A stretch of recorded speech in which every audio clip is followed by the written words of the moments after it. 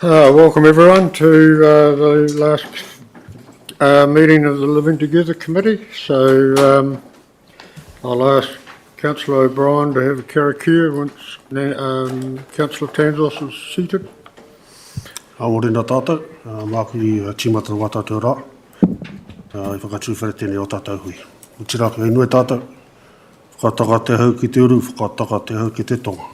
Kia mā kina ki uta, kia mā taratara ki tai. He hi ake ana te ātākura, he teo, he huka, he hauhu, ti hei Māori ora. Kia ora tātou. Thank you. Welcome councillors, staff and members of the public. Council and standing committee meetings are live streamed on the council's website and YouTube channel. Public gallery attendees' presence implies your consent to being broadcast. Further information about live streaming protocols can be found on the council's website. In case of an emergency, follow the building wardens to the nearest exit, and the meeting point is across the road at Peace Park. Bathroom facilities are located opposite the Chambers foyer entrance. Apologies, we've got none that we're advised of.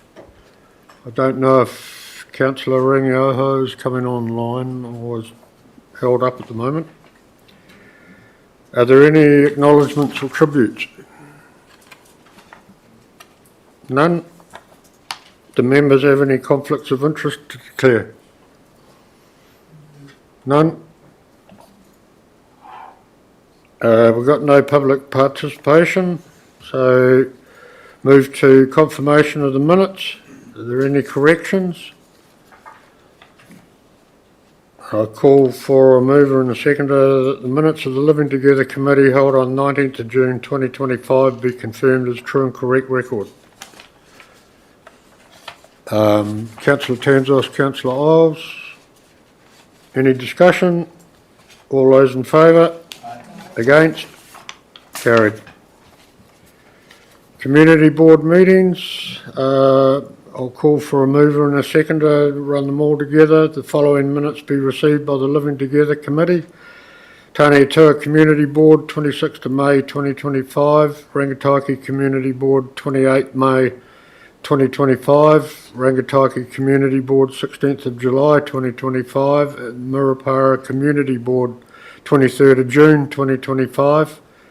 Whakatania Hopi Community Board, 23rd of June 2025. Youth Council minutes from 22nd of July 2025 and the 5th of August 2025. Got a mover. Councillor O'Brien, seconder.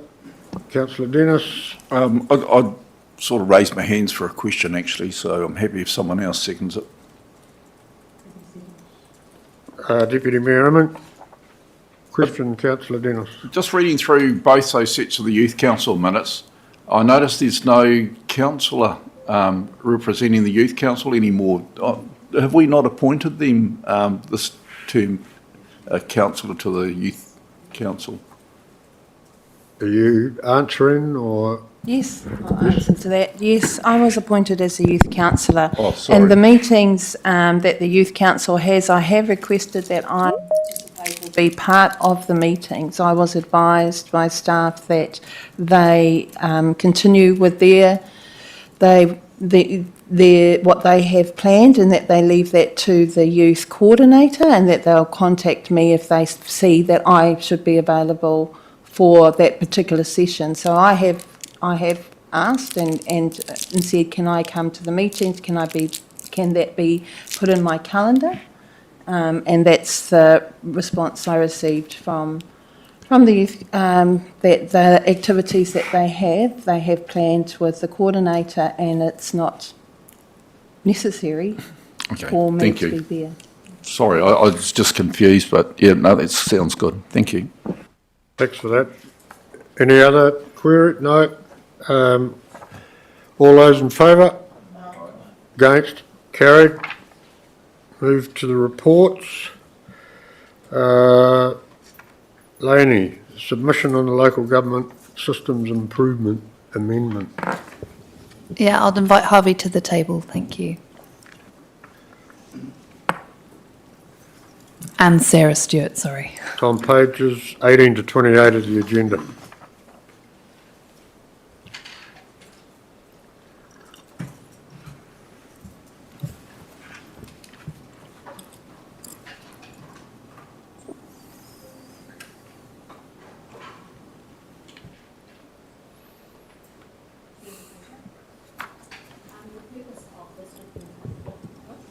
Kia ora koutou.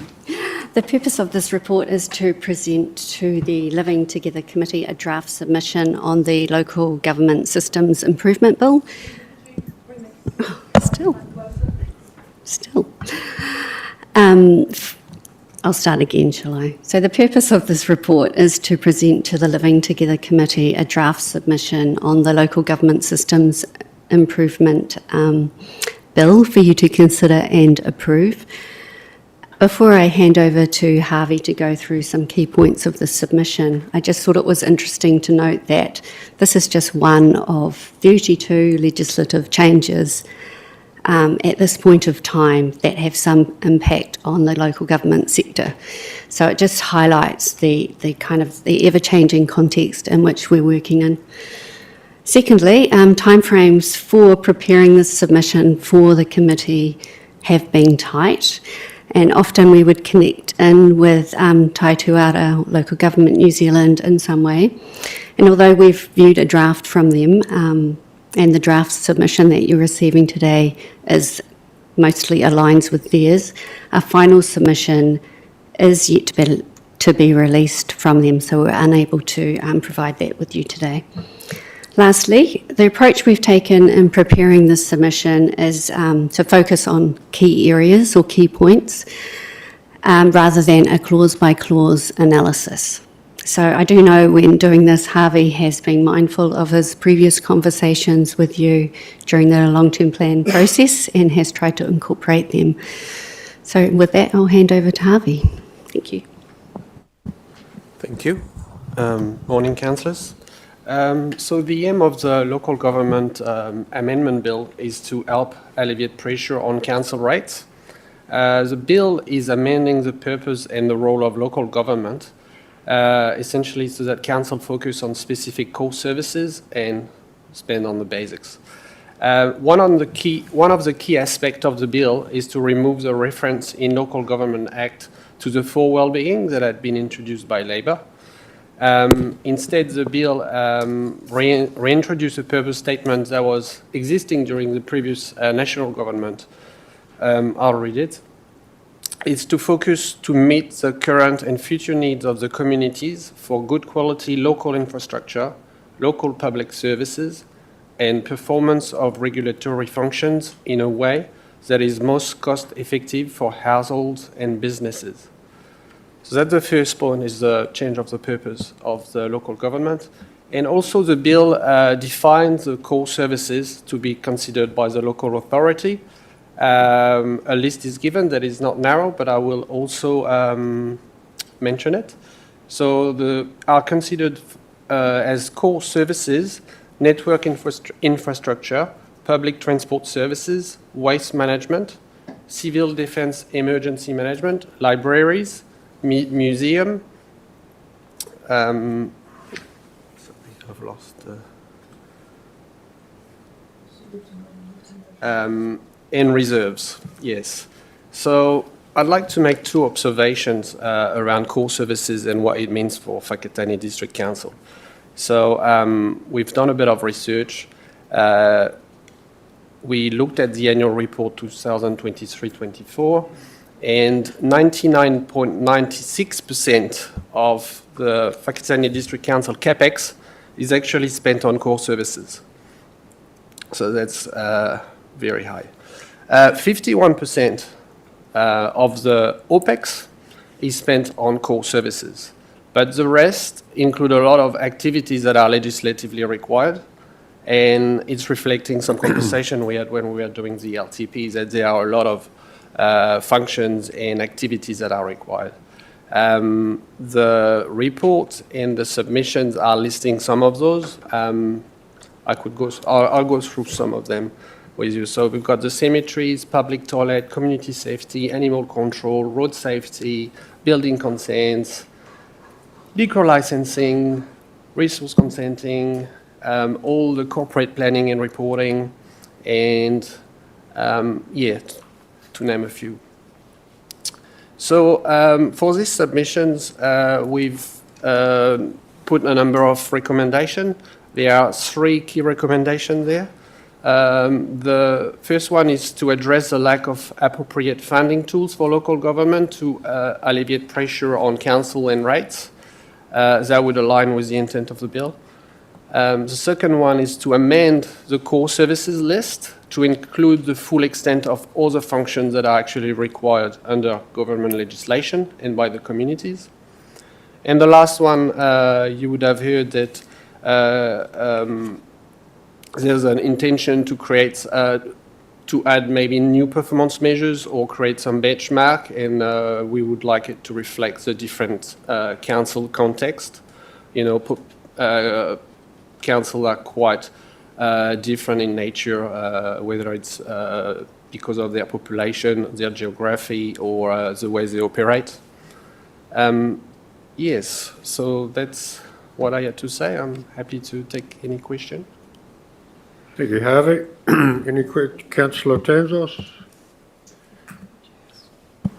Thank you, Harvey, for this report, and I do support us making a submission. So just to be clear, the legislation that the government is proposing has a number of things, a number of standards we're required to meet, but they don't define what those standards are, and it requires that we focus on core services, but the list of core services doesn't include a whole bunch of functions that the government itself requires that we do. This is my understanding of the bill, yes. So it's not really a question for you, but did anyone in government actually speak to anyone in local government to find out what our functions are and what we do? This is bizarre.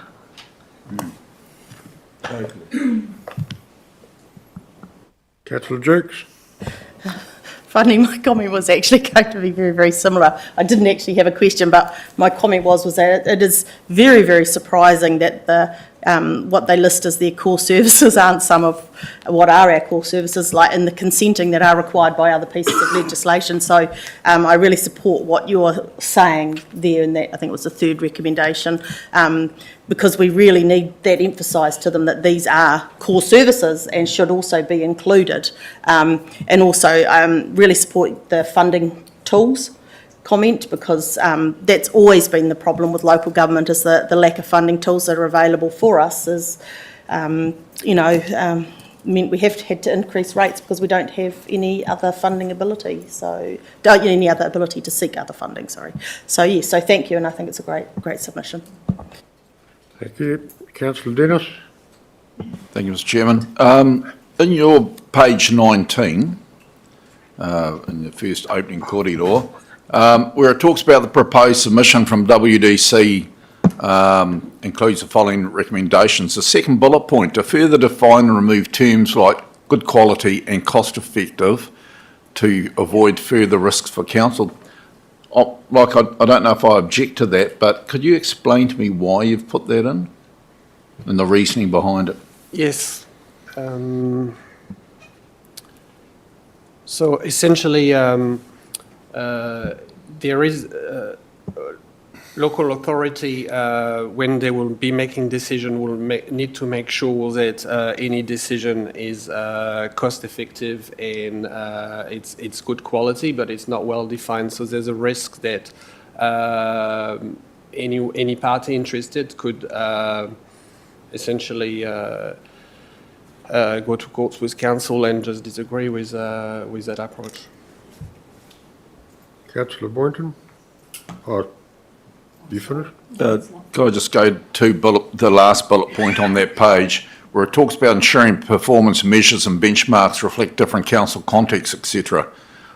Could you also, I mean, obviously we understand the different contexts of population trends and geography, but wouldn't you also add in a bit there about also the ratio between population and area, given that out in the provinces, the density of population, let me get it, the density of population, hang on, sorry, computer's playing up.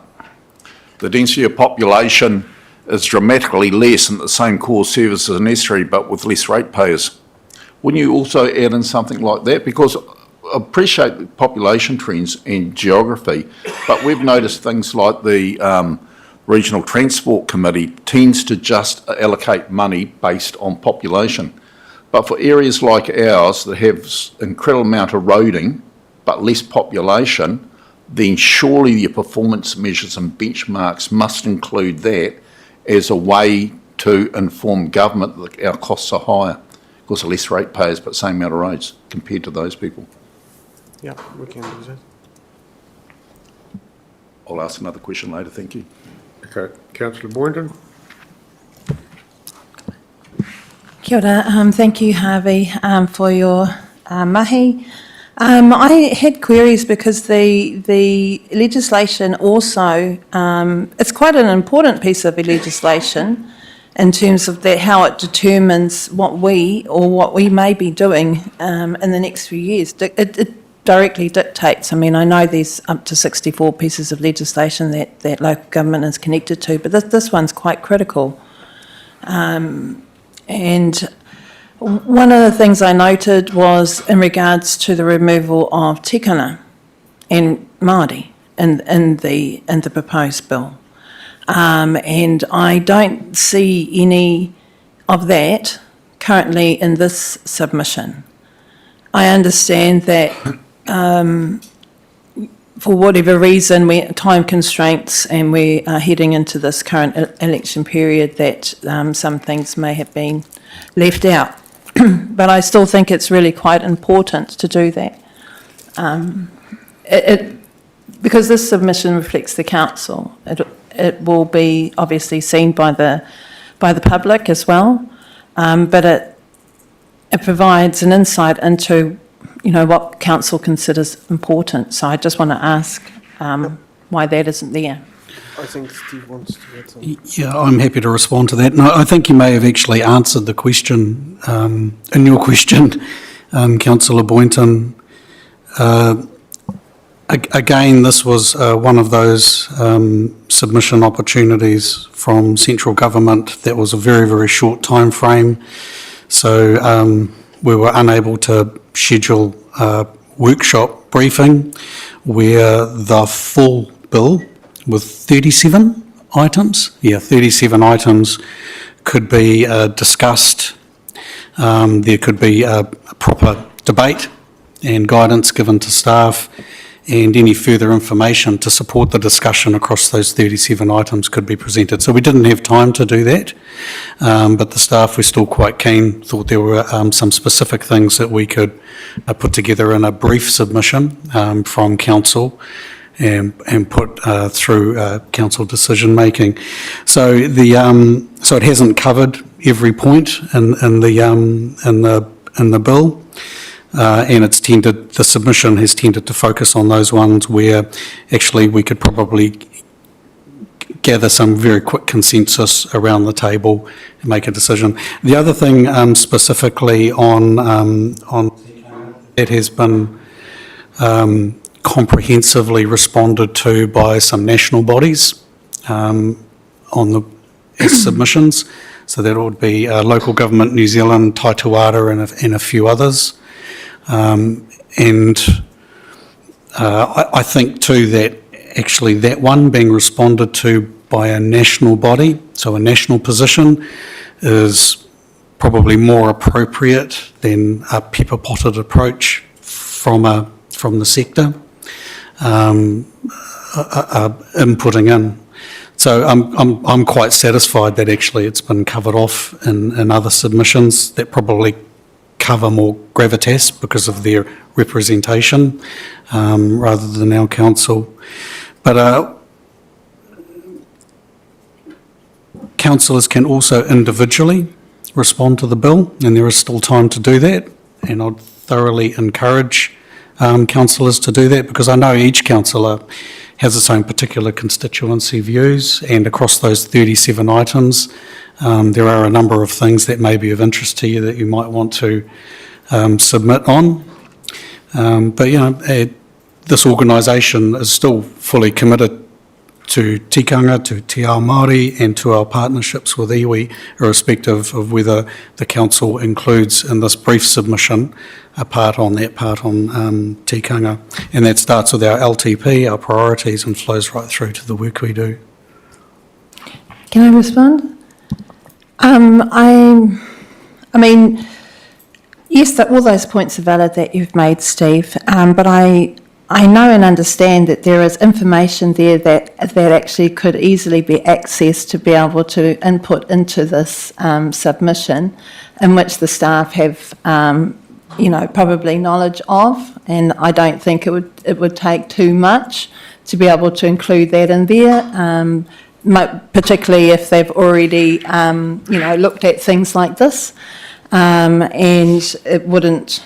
For me, I believe it wouldn't take too much trouble to include it. I think it's important, and it will also add for those individual councillors who may make their own personal submissions. But as Arohe that has 8 iwi, has some of the highest proficiency in te reo and tekana, so in the country, our Whakataane district is quite significant, and so what we say in regards to tikana holds a lot of weight. So I would like to see something in this submission in regards to that. It's not staff submission, it's council submission. So if you would like to right now spend time going through the entire 37 articles of the bill and add any parts to the very brief submission that staff have prepared, you're more than welcome to do that. But it's a council submission. And this is one of the challenges with not actually being able to have sufficient time in these processes to fully workshop it, provide all the information and step through the whole thing. And why staff have tried to do a very, very brief submission. But it's your submission. It's up to your colleagues about what you want to put in it or remove from what staff have provided already.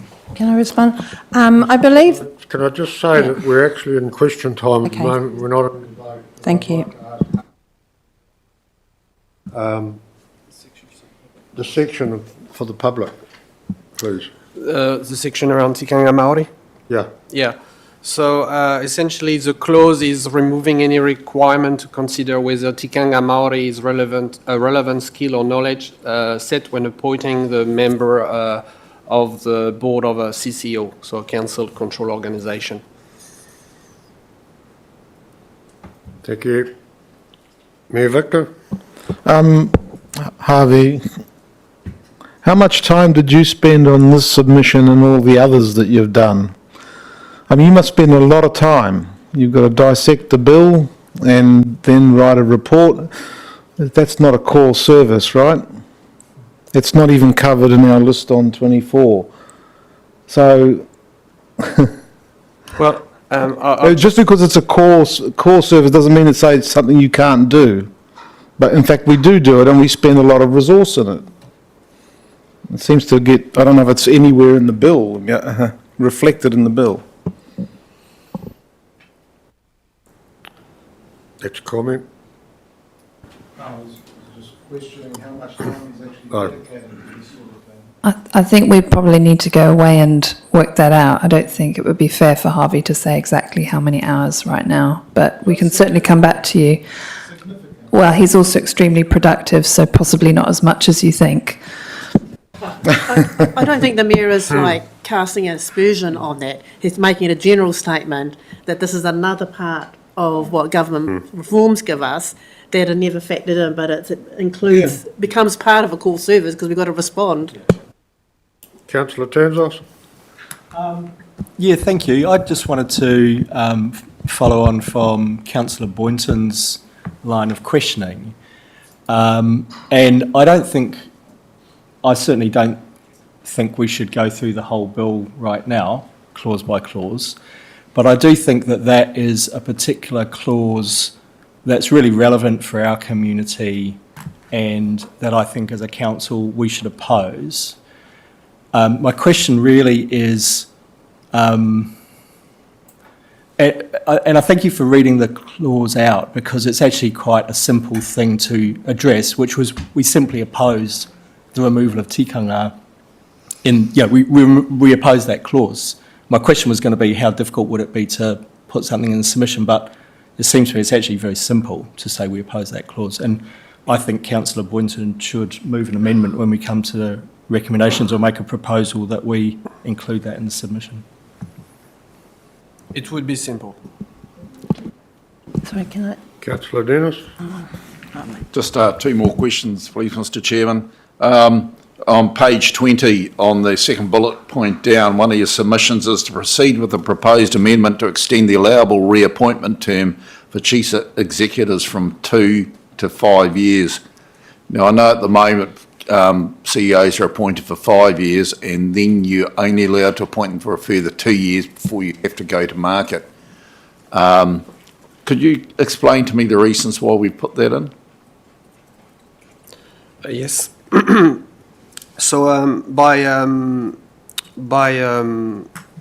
being able to reappoint for 5 years CE, you're essentially able to retain competent leadership, and especially for like more remote or smaller communities, it's always it's an option. It's not an obligation to reappoint for 5 years, and so that's probably one of the main reasons.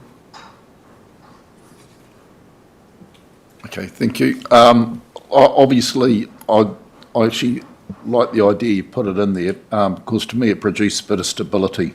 For us to only be allowed to appoint someone for a further 2 years almost brings insecurity into that position, and sometimes causes people to leave rather than stay. So I was just interested in what the reasons were for your... Lenny? I can just add a word of support on that. The other factor is that we feel it does align with the bill, because it should also reduce cost onto councils from going through lengthy and expensive recruitment campaigns going out to market. Okay, thank you. And just one more, if it's all right with you, Mr Chairman. Just if we go to 3.2, the impact on audit, I would have thought that you, in the last statement there of widening the powers to set mandatory measures may increase transparency, etc., but would also add further audit costs and put additional pressure. Wouldn't you also add in there the fact that the audit department can't keep up with the audits now? And there is a lack of ability for people to get their audits through on time. Would that not, because it's not totally our fault that that's happening, is it? Yes, I've left it out, but I'm not too sure how to respond to this. Councillor Boynton? No one answered the question, sorry. I think the answer was that can also be included if council would like to in their submission. It may not be quite as simple as the one that's been previously raised, because it will require a bit of discussion about how to frame that up, but certainly it's something that can be done if council would like. Well, once again, as the Mayor said, this just adds to the non-core stuff that we have to do, which takes up so much time of the staff and adds to costs. But thank you. Yep. Councillor Boynton?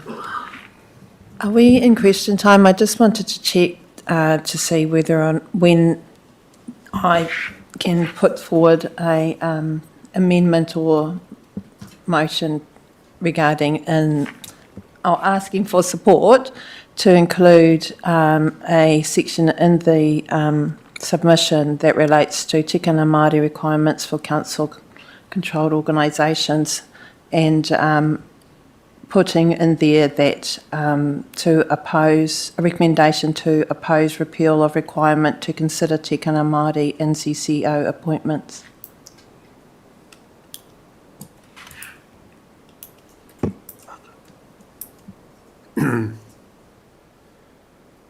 Sorry, I was concentrating on something else. Was that a question or a debate? Well, I wasn't sure. It's just asking advice, really. Is this a direction? We're still in clarity points. Can we bring that into debate?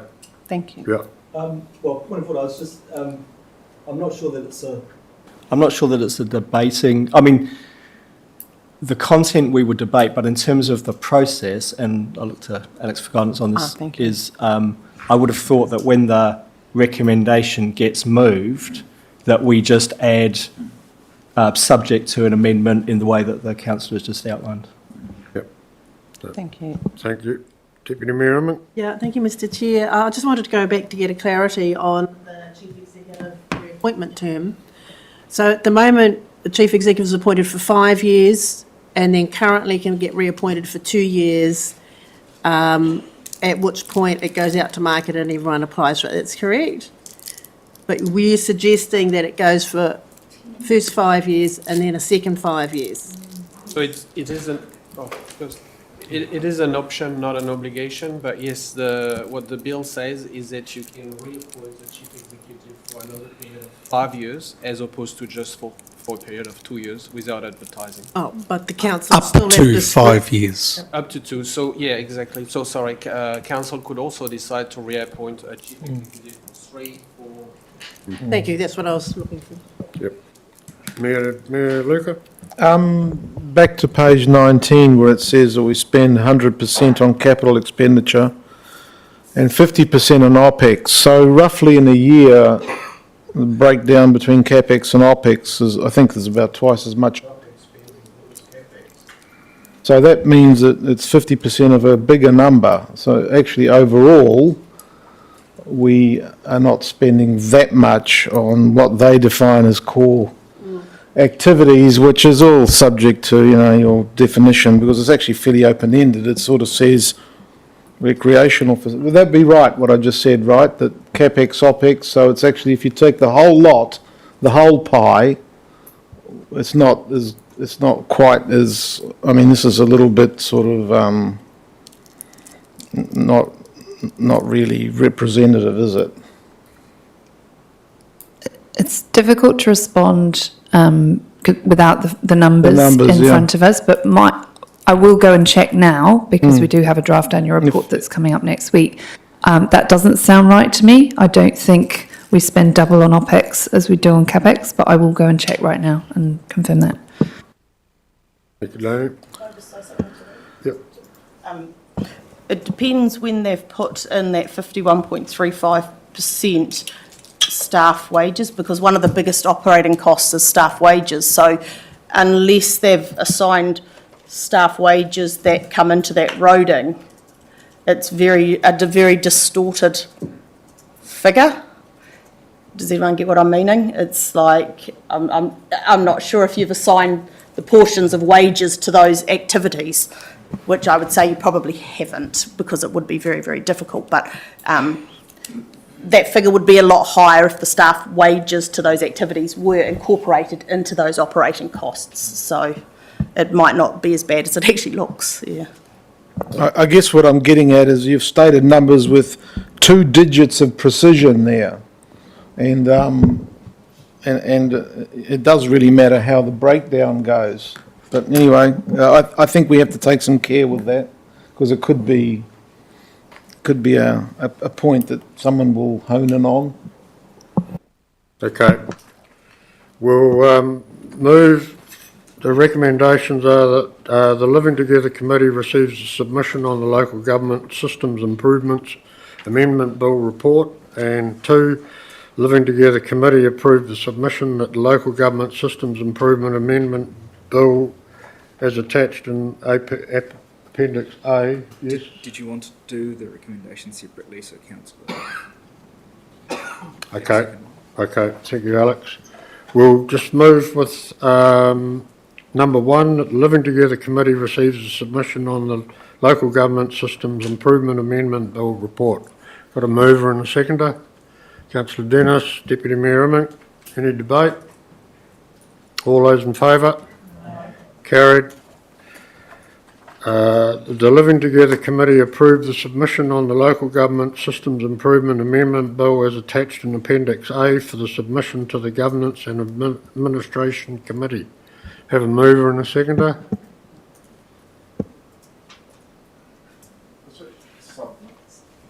Is that subject to some of the changes we've suggested, or is that? Well, once someone's moved it, we can add some amendments. Okay. Deputy Merriman. Councillor Jukes. Right, debate. Councillor Boynton. Yes, I'd like to have the recommendation include, subject to the inclusion of, reference to the tikanga Māori, it's just moved away from me. I'd like to have it include, subject to including the reference to tikanga Māori for the requirement of appointing CCOs, and that the recommendation for that is to oppose the removal of, oppose repeal of requirement to consider tikanga Māori and CCO appointments. Got a seconder? Just a question. I have a question, sorry. You have a question? Got a seconder? Sorry, that was messy. Yeah, I'd like to hear the amendment again, and I'm just wondering if it might be simpler to simply say something along the lines of subject to including council's opposition to clause and give the clause number. Clause 16. Yeah, subject to council, the submission including that the council opposes clause 16, perhaps, just to be helpful. Can I ask a question? Yes. Just in relation to that, if we go to number 3, the Living Together Committee delegated authority to the Mayor and Chief Executive to approve the council submission subject to further changes. Now, can we possibly move that, and then those changes that are required can be clarified, and then they can be ratified by the Chief Executive and the Mayor? They can make those changes accordingly, and we don't have to be debating this. I don't know, I'm just asking the question. My concern with that is that previous times we've had, the Mayor hasn't always committed to supporting things that we've discussed in our committees and councils, and so I think it would be more precise if we were really clear what the amendment was, rather than leaving it to the Mayor and Chief Executive discretion. Have you? Okay, can Councillor Boynton read the amendment out again, please? That the, that it's subject to, it's subject to referencing tikanga Māori requirements for CCO organisations, and that the council opposes clause 16, which removes the requirement to consider tikanga Māori for CCO appointments. So, have we got a seconder? You seconding it, Councillor Tanzos? Debate? Mr Chair, can you read the clause out again? Because I mean, this is a legal document, so words matter, and I'm not sure exactly what it was. And also to Councillor Tanzos, I'm not sure which particular item that I didn't sign off on that you're talking about, actually, but we can go through that later. That's a separate issue. Then why raise it? Stick to debate, please. Would you like me to read? Harvey? So clause 16 says, repeals the requirement in section 57(3) for a local authority to consider, when identifying the skills, knowledge and experience required of directors of a CCO, whether knowledge of tikanga Māori may be relevant to the governance of that organisation. Could we have up on the screen, please? Yeah, Because there was talk going on over here while she was reading. Alex has suggested that we approve the submission subject to clause 16. Improvement. Through you, Mr Chair, I think councillors would like to see. Might put it up on the screen. Yeah, what's been signed off on.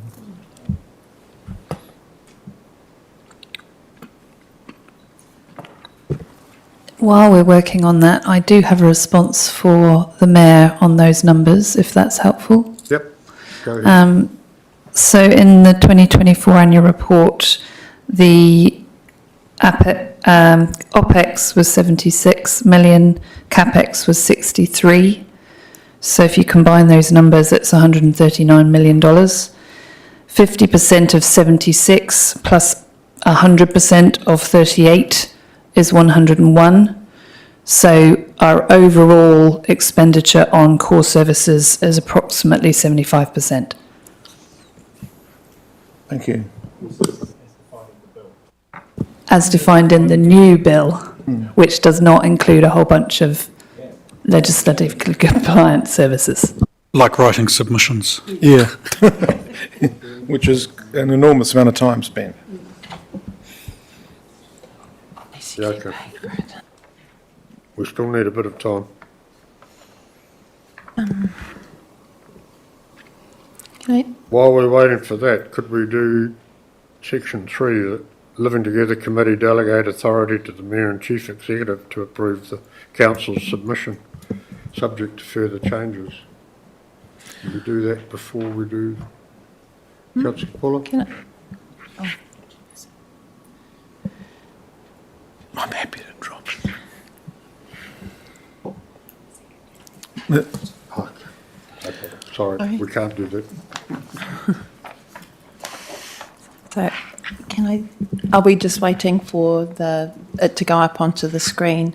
Can I, oh no, we're in debate, so I was going to ask whether or not Harvey may have already written something about this as part of a recommendation.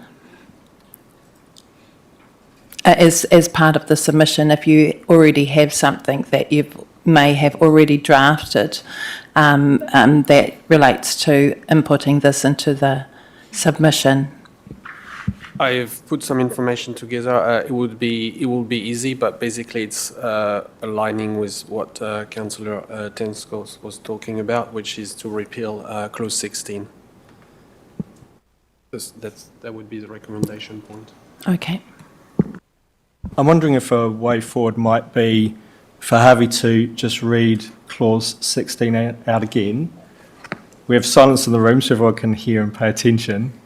And if then people understand what clause 16 does, then we can discuss whether our submission wants to include a point to oppose clause 16. Because it seems like it's going to take a while to get it up on the screen. Would that satisfy members? It's fine by me. We can give it a go anyway. Eh? Yeah. Harvey, could you read clause 16 again, please?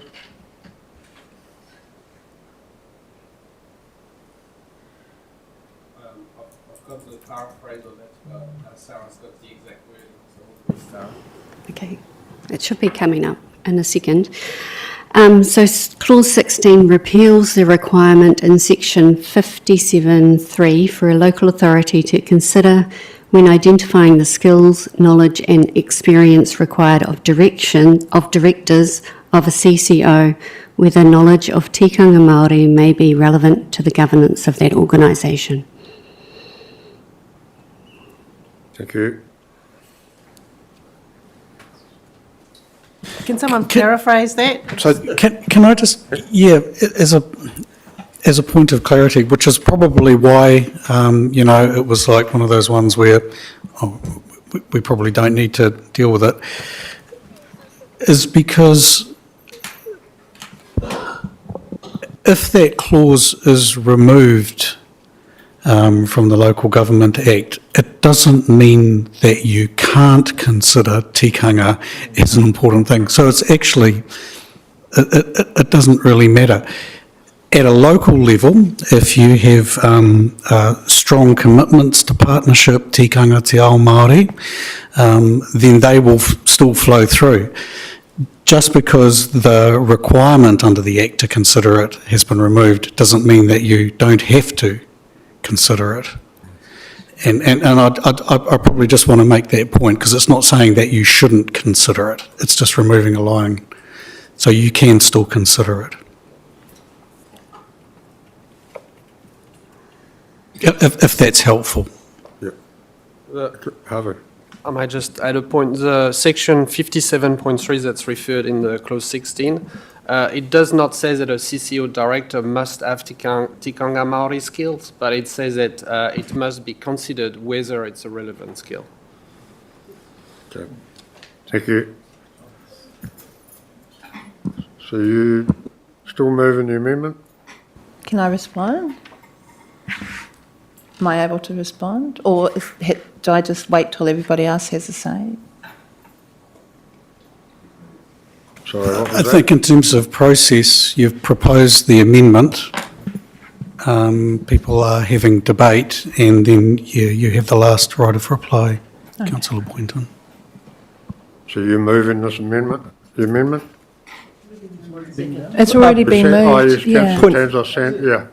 Okay, we're in debate, Councillor Tanzos? Oh, it's just a point of order. So can I just be clear, what is there on the screen,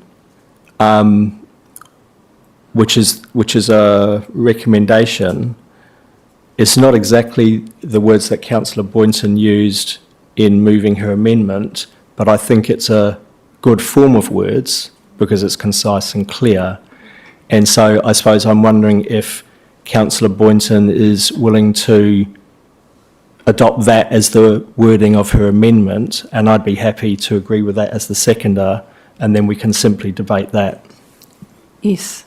Yes, I would like to support that proposed. Okay, Thank thank you. Councillor Tanzos has seconded it, so any debate?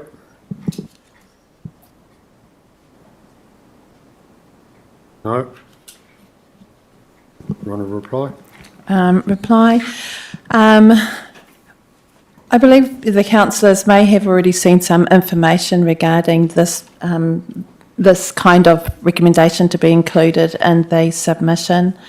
I believe it is really important for the points that I made for our rohe in our district, but also as a council, this is probably one of the most important pieces of legislation that impacts us as local government. Being able to ensure that our whakatāne rohe at least supports opposing this is able to uphold Crown's obligations under Te Tiriti o Waitangi, and to ensure that we're not diminishing cultural competency in public leadership.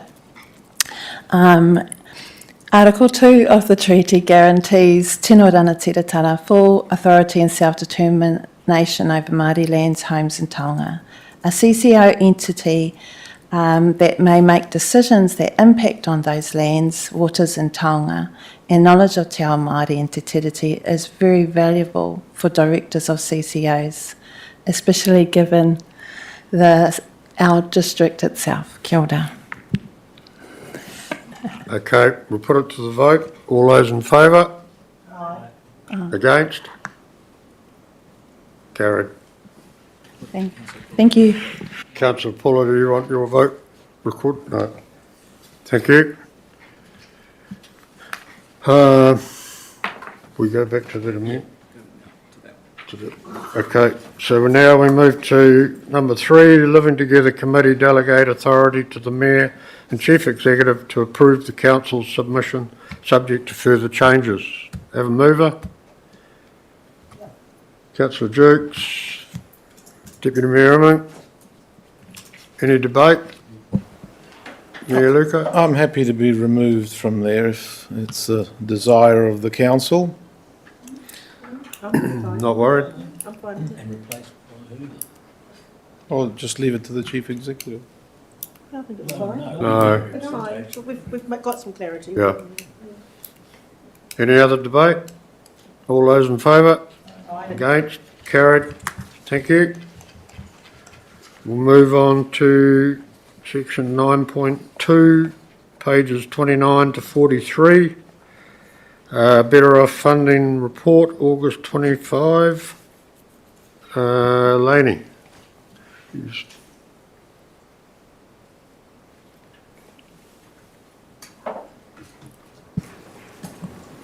Thank you and good morning again, Council. I'd just like to introduce a new member of the team.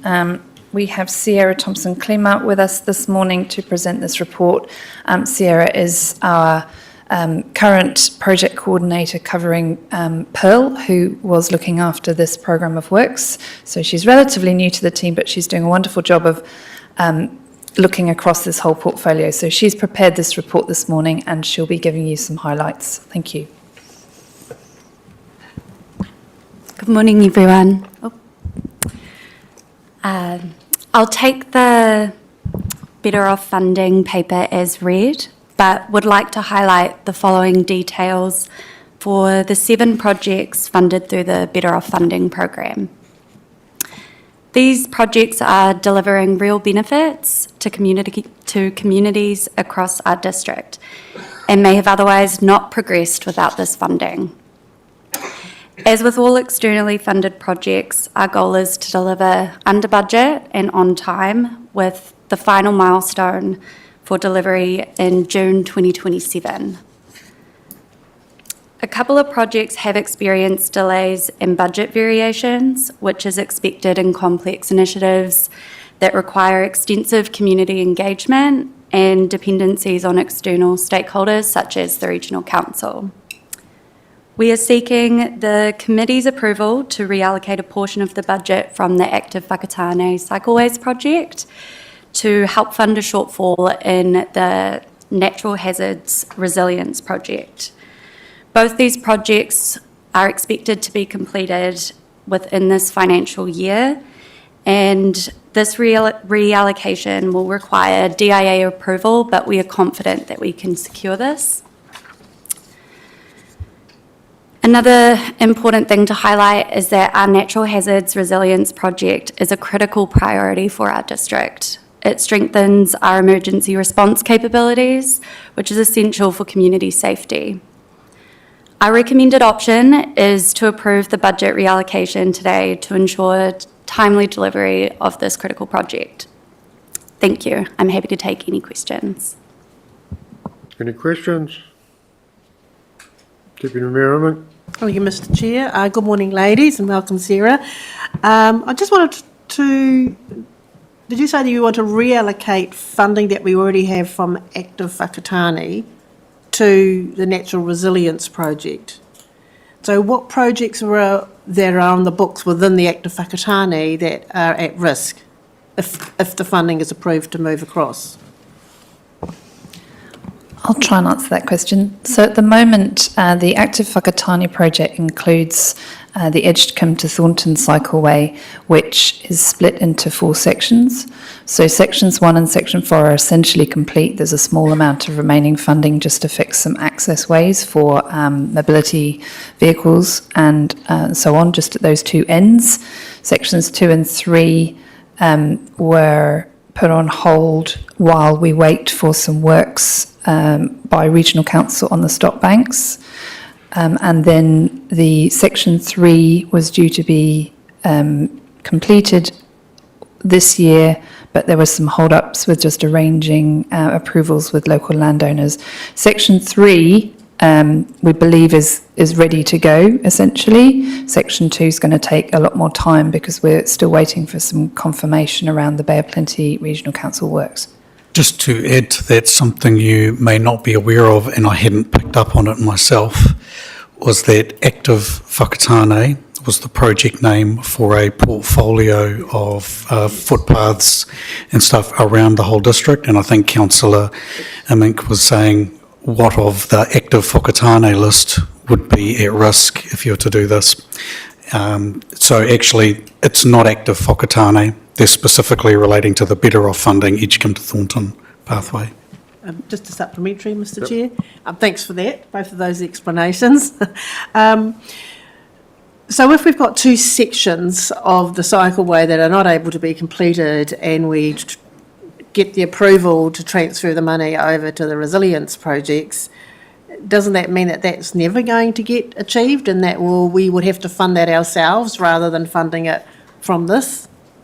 We can't give you 100% certainty, but what I can tell you is that with our experience of Section 4, our understanding will be that the works that Regional Council do to the stop bank will actually enable some savings for Section 2, that it should actually be able to be done for far less than was originally anticipated.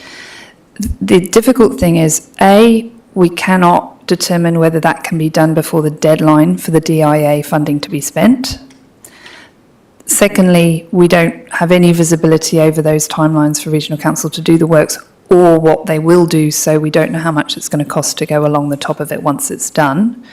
And thirdly, because of the way costs have been escalating, we would actually rather spend the money on Section 3, pause Section 2, come back to it, and ideally, if there is then a lack of funding, i.e. if this funding pot has finished, go out and get another bundle of external funding to do that. In the meantime, as it says in the report, the intention is to have a continuous cycle way, but Section 2 will simply follow the road for the time being.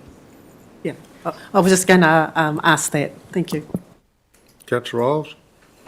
Thank you, Chair. Again, carrying on page 30, Sarah, the Southern District Towns Regeneration, Murupara and Minganui, at risk, yet in paragraph 4.1, key advancements since the last update include the near finalisation of the Minganui and Murupara master plans.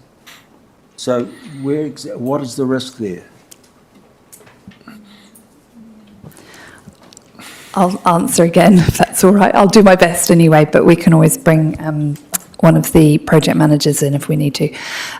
So yes, the plans are actually in the finalisation stages, but the activation of the plans into physical works hasn't yet been determined. It's close for Murupara because we've actually worked really closely with that community to allocate funding in a meaningful way, and it looks like the remainder of that budget will be applied to a footpath and swimming platform along the river at Murupara that will tie in really well with some works that the Three Waters team are doing with some of their pipe infrastructure up there. So we believe the community is happy with that as a implementation of the funding. The Minganui plan for exactly how the remainder will be spent on what is a little bit earlier in its planning stage, but we are working on that. So I think the risk is around timing, because obviously it's important that we establish how the money will be spent. The planning's been done with the community, but the specifics of how it will be spent is still a little bit up in the air. Supplementary, if I may, Mr. Chair. So those projects you're talking about, which could basically absorb the remainder of that funding, is that going to be sufficient? We're not going to have to go out and seek additional funding? So the approach will be to scope the project according to the money that's available. So we won't be going looking for additional money. Thank you. Councillor Dennis? Thank you, Mr. Chairman. Just a couple of things. I would be really opposed to, and I'm not in debate, it's leading to a question. I would be totally opposed to, it would seem silly to me to do stage 1 of the cycleway in stage 3, but not stage 2.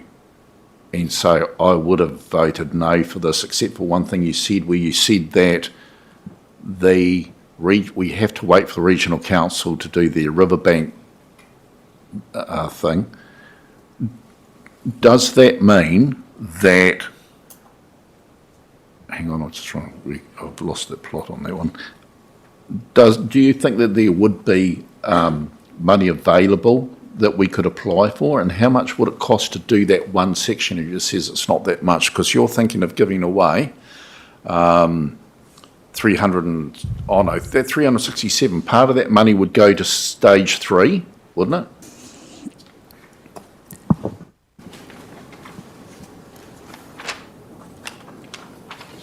I'll ask Tim to comment on that. Can we just repeat the question, please, Councillor Dennis? So you've got $367 left over, so would $367,000 left over, how much of that would you use for stage 3, and how much more would you need to do stage 2 once it's happened? No, the second part you can't answer. I just said. The second part of that question, I think I've tried to explain we can't answer that at the moment because we simply don't know when Regional Council will have finished their works, and at that point what will be required from us to run the path along the top and how much it will cost. But the first part, in terms of the portion of the remainder of 367 that would be applied to finish, we believe currently that we can complete section 2 and apply sufficient to finish the Waiiwi Street alternate EOC project, and both projects will be covered, section 2 and the Waiiwi Street. So if Regional Council, and this is one that sort of made me change my mind, if Regional Council can't finish it by the time that these funds are meant to be spent, if there was money left over in the budget for Active Whakatane, would they take that money back? That is a risk. We feel that we should know in advance of the deadline that if it's likely that we will be able to get in and do section 2. At this point, we think it's unlikely, which is why we'd like to use the money to benefit both of the remaining projects that need it. If the committee decided today not to support finishing the Waiiwi Street and leave the 367 with the Edgecombe Thornton Cycleway, and if by 6 months out from 2027, end of June, it was clear that there was a significant amount remaining to be spent, then I think the team would do everything they could to spend that in a way that would best deliver a good result for that project. Does that make sense? It sort of made sense, but thank you. Okay. Just in regard to your CCTV upgrade, you said that it's completed, but it's actually not really completed, is it? Because there's still an issue with the connectivity between the control room in Auckland and the patrol cars on the street. At the moment, those although they're saying it's really good, it's improved a lot. If they are wanting to make use of the coverage involved in an incident at the time, they have to ring the control room by cell phone rather than it coming through their radios. Now, obviously this wasn't an issue, didn't realise it was an issue till after we started installing it, but it's not completed, so I object to it saying completed.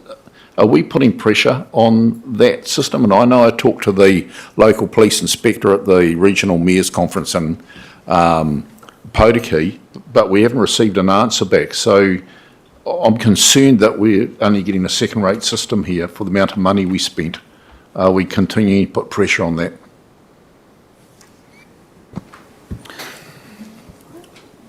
Before Paul Check gives us some detail about conversations he is having with the police,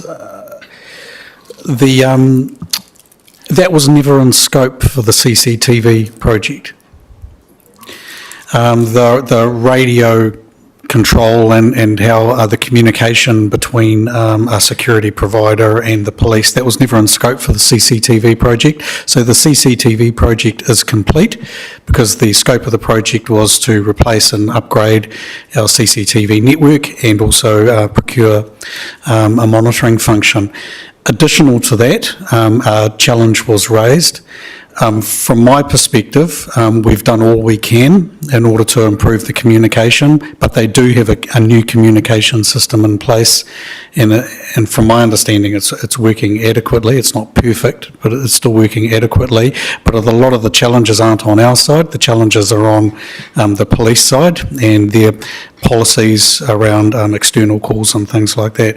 But Paul, you may have some more current or current information. Yes, I mean, there are some communication issues, and it's mainly around the remote cameras because of the amount of data that's required to upload for the constant streaming.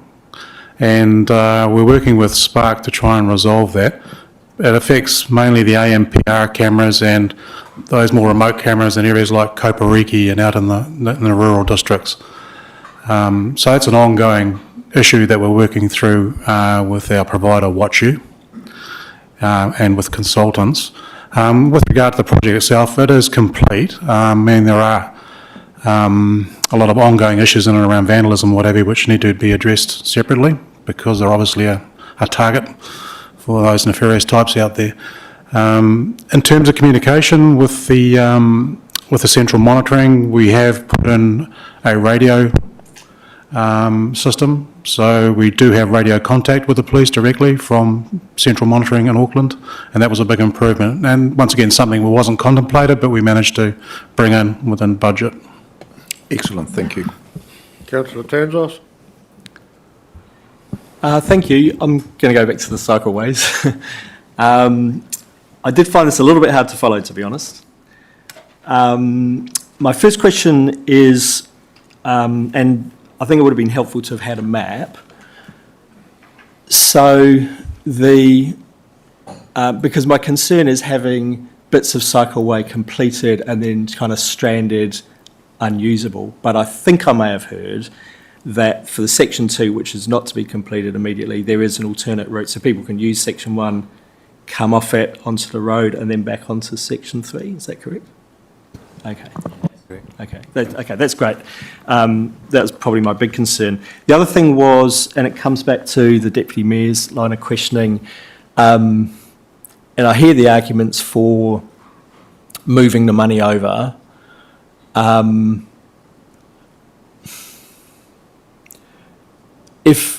So to complete section 2, I think I read that so the money's allocated elsewhere. To complete section 2, the money comes out of the active whakatane budget in the LTP.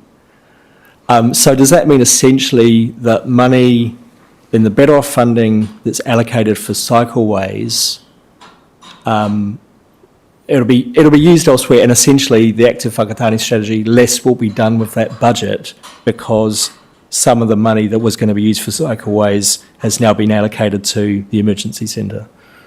That's certainly a potential outcome.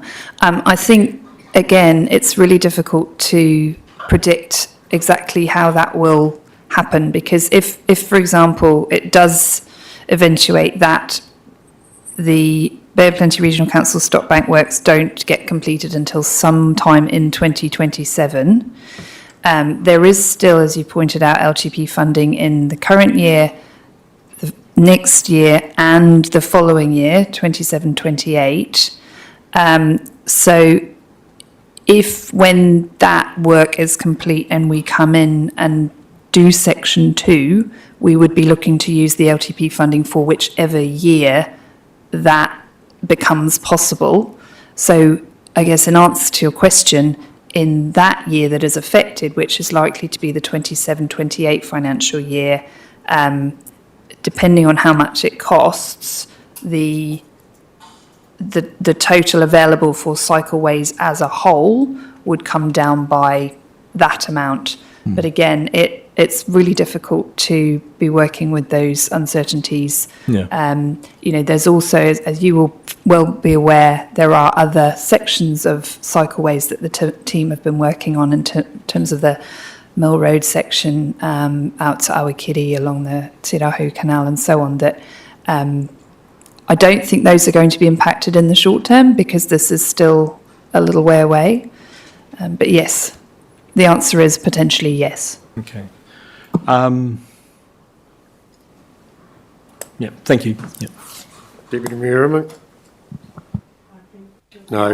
No. Oh, all right, thank you. Just looking at on page 33, the Hono Hapori project, which has been completed, how was that working? That was $500,000 for a couple of vans. Are we actually engaging better with the community? What's the progress with that? So the Honua Hapori, the one van has been allocated to the arts and culture space. So the library team in particular has been using it for community outreach and mobile services. The rating team, the other vehicle, has been used by a number of teams internally, particularly at the moment with election campaign, and the rating team doing visits as well out to other parts of the district. As part of the programming going forward this year, there is some change happening in the arts and culture space where particular programming focus will be put through to make sure that there's coordination of the vehicle on a pretty clear roster and involving using the Edgecombe or Hopi libraries as well. Just a supplementary. So are we moving the vans around the community, expecting the community to come to us? Or are we taking advantage of community events and then bringing the vans there, like attending the rugby show or market days and things like that? Both and. Both, yeah. Right, thank you. Councillor O'Brien?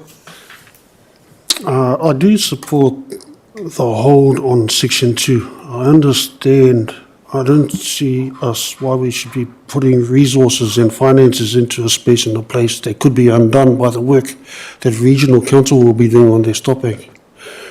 I will get to my question. The second part is, I guess it's this, Lenny and your team, you understand that when they do the upgrade to the stop banks on Section 2, they need maintenance access ways for those stop banks. And can we, I guess, knowing that, they're going to landscape that part of the upgrade, and are we going to capitalise on that and say to them, well, can you incorporate an access way that's user-friendly for our cycleway as well as for your maintenance on the stop bank, and that's where we'll make our savings. Is that the understanding? That's exactly our hope, and that's essentially what happened for Section 4. All right, thank you. Thank you. No further questions. So, Councillor Boynton, sorry. Yes, I just wanted to ask page 32, the collective iwi policy hub, and it identifies there the Better Off funding will be finishing by December 2025, and that council will look to support iwi in them pursuing funding for that. How are the iwi policy hub or those things? Will that have an impact if they don't secure funding on the work that needs to happen between council and iwi, or the policy people? Yes, so they're going to move into a subscription service where ERO will assist iwi in getting external funding, so outside of our council. So to answer your question, if they don't get that funding, will it impact our work with iwi? Yes. I can only say yes. ERO seem confident they can find revenue streams to support iwi on projects, but we'll have to wait and see how that goes. That's out of us. I mean, I think we've done a great job with this policy hub in establishing those relationships, and then responding to some pretty big issues. Local water done well, spatial plan, local growth strategy now, and perhaps next year they'll focus on climate change. And so that's been established now. So I think we've done a great job with this external funding in creating that, and that will continue with funding that's not from the council. Okay, so supplementary. Is there work that council requires to be done for the projects that we have, particularly with our infrastructure, that involves input from the policy hub? I'm just picking, so if we've got projects, council requires that information to be able to assist with planning or work. If that's not there, how will that information be obtained? So you're saying, sorry, the question if...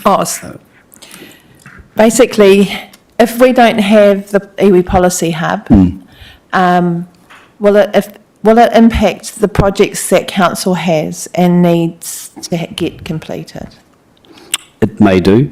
Put extra strain on iwi and their resources that are already under-resourced. Okay, thank you. Steve, did you want to comment? Yeah, I was just going to come back to the active whakatane funding. I just want to provide some clarity. Active whakatane is a budget that sits within the transport team, and it is still in the long-term plan. It's a line there, active whakatane, and active whakatane budget was more for footpaths and pathways for communities. And during the LTP, we established under the events and tourism team a small operational and a small capital budget for destination cycleways. And the plans that were talked about initially were some sort of cycling loops around on the plain and some stuff that connected in with Whakatane Township and then would move across to Ohope. So in that long-term plan, the fund which Laney is referencing is actually the Recreational Cycle Trails Fund. So that's a new fund that is in the LTP, and she's talking about potentially being able to use some of that fund, which is for projects like Edgecombe to Thornton. If that is required, then that would become part of that program to finish it off. So it's not active Whakatane, as you guys know it. Okay, no further questions, so we'll move to the recommendations on page 29. Run them both together. One, that the Living Together Committee receives the Better Off Funding Program Update Report, August 2025, and that the Living Together Committee approved to rescope the active Whakatane project, pause section 22 and complete section 3 of the Edgecombe to Thornton cycleway within the current financial year, with the remaining funds to support completion of the alternate emergency operations centre at Waiiwi Street, Whakatane, pending DIA approval. Do I have a mover?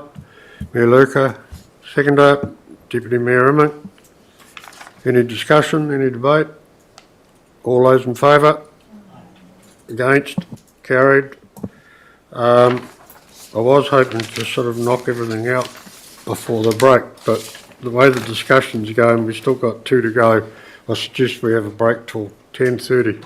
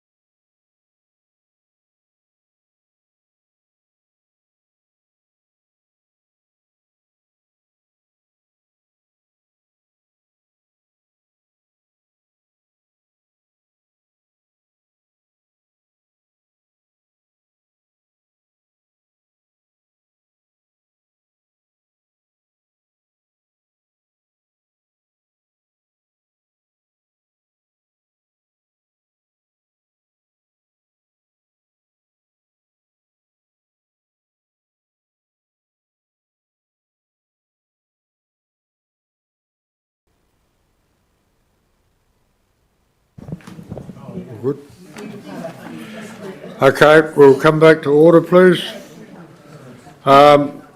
Just relating to the submission on the amendments bill, Sharice has raised that we didn't move a substantive motion, so to complete the process of amendments, I'll raise a substantive motion resulting from the amendment passing.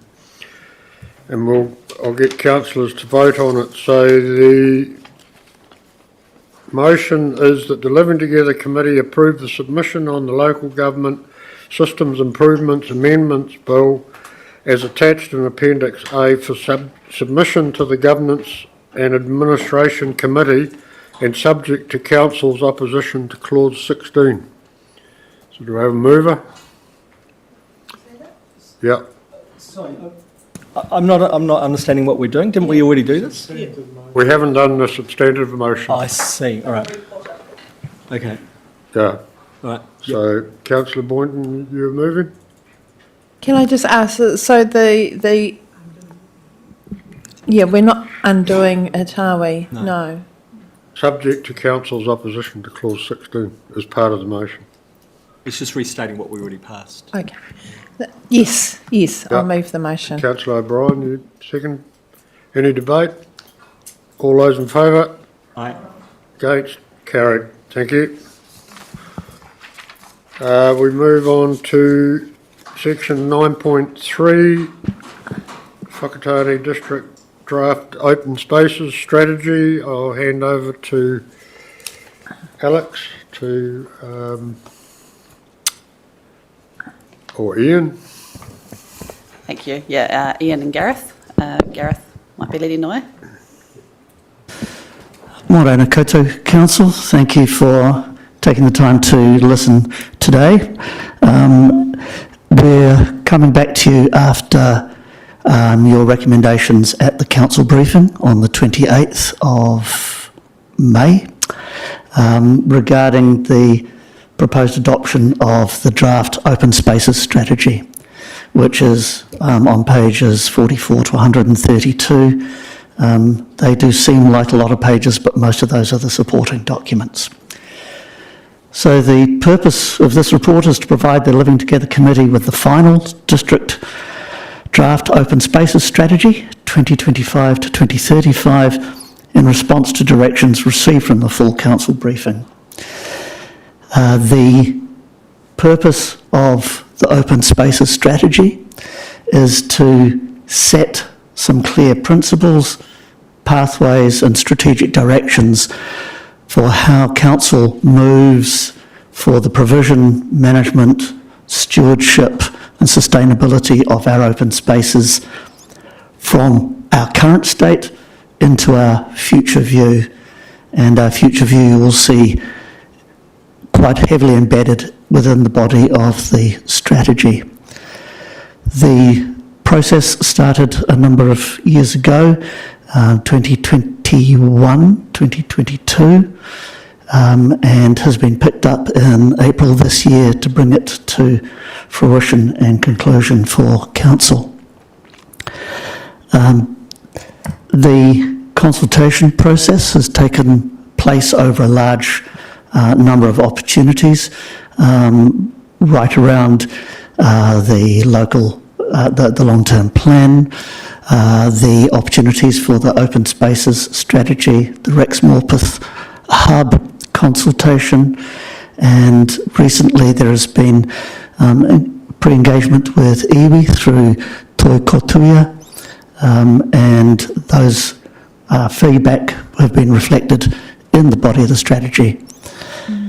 Our main focus for this strategy is those things that Council can manage, so therefore they're predominantly Council-managed open spaces. But we do, within the maps in the supporting documents, also highlight the provision of other open spaces and amenities provided by iwi, provided by schools and other partner agencies. The principles drive the direction of the strategy, and the key directions are about sustainability working together. and large amounts of recognition is given to those things that will be impacting our communities in the future. Not only the changing demographics, but the changing needs of those demographics and the way they use open space, but also how our open spaces can be managed and provided in such a way that they provide dual benefits.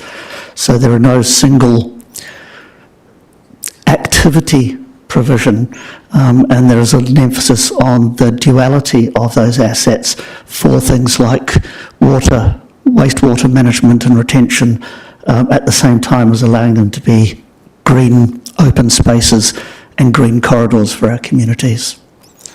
So I'm happy to take any questions. Thank you, Gareth. Any questions from anyone? Councillor Dennis? Thank you very much. Just on a number of these things, we're itemising different parts of this plan. We're talking about, let's say community facilities. And in there on page 65, it talks about activities in this group. It talks about halls and public conveniences. And to the right of it, under the levels of service key, it says we're going to increase our spend on halls and maintain our spend on public conveniences. So my question is this just formalising what we've agreed to in the LTP? Yeah, so that page in particular is taken from the long-term plan itself, so that this strategy supports the long-term plan and delivery. Thank you. Mayor Luca? This is a strategy, which means that it's not immutable, right? It can be changed. I mean, if there are particular parts that you don't agree with, does that mean we can... I mean, this doesn't lock us into anything. It's just a way of getting somewhere.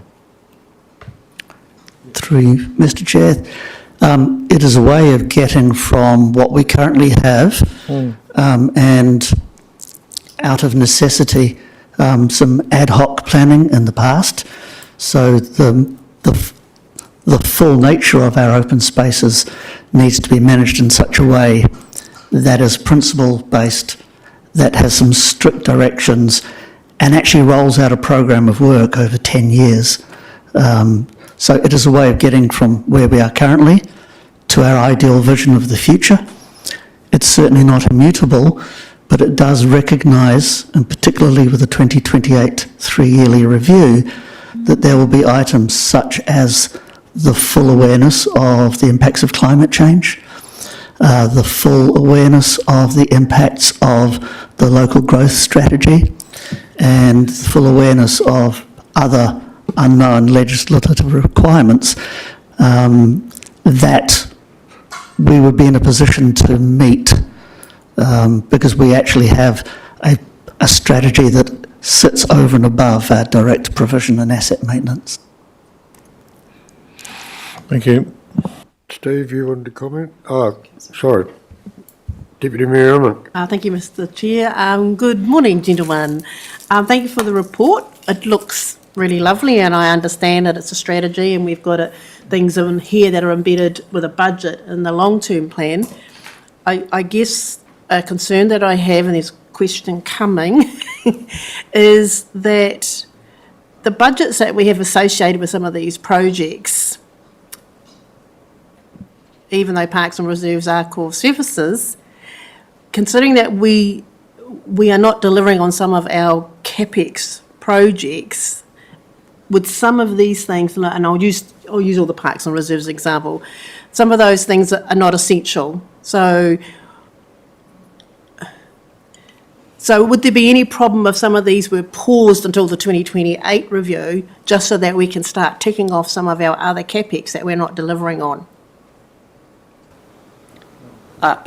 Yes, there would be an impact. I mean, anything that we don't do, we delay. And then there's that issue of what depreciates in the meantime. A lot of it's to do with renewals and upgrades as well. So there would definitely be an impact. But again, it's a decision around. But prioritising the three waters and some of the other infrastructure would come ahead, supposedly, over, and I'm not saying they're nice to have, because I think our green spaces and open spaces are really important to the future of our community. But I think we just have to, I can see people in the community looking at this and going, for goodness sake. I thought they've been talking about trying to rein in the budget, and now they've got a strategy, they've got money for it, but we've got some other services that aren't being as delivered. Sorry, it was a statement. Beg your pardon. I guess to respond to that point, there's a lot of those projects that are a response of or from community pressure also. So there would be a lot of people, adversely, that would, be frustrated, etc. if those things weren't included. And just to reiterate, this is a living document. Things changed and we need to change with it. So whilst there is a review period identified, it's dynamic in terms of where we might need to make adjustments. Councillor Isles. Thank you, Chair, and thank you again for the report. Just going back to the renewal work for our rural and urban halls, most of that work's been undertaken and completed already. Am I right or am I right? Like that. Councillor Isles, sorry, I can't actually answer that. It's with Paul Chick. Is he actually there?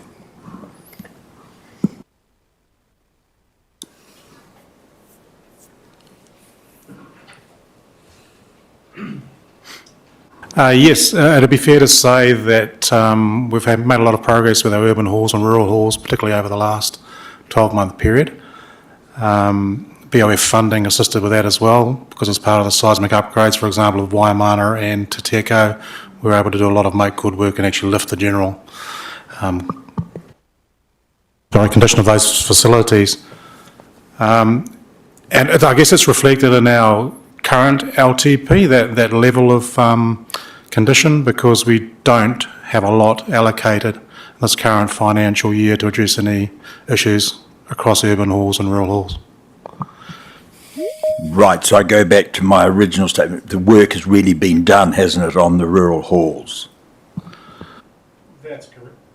That's correct. Currently we are finishing off Manawa, which was probably the last sort of outstanding item for us.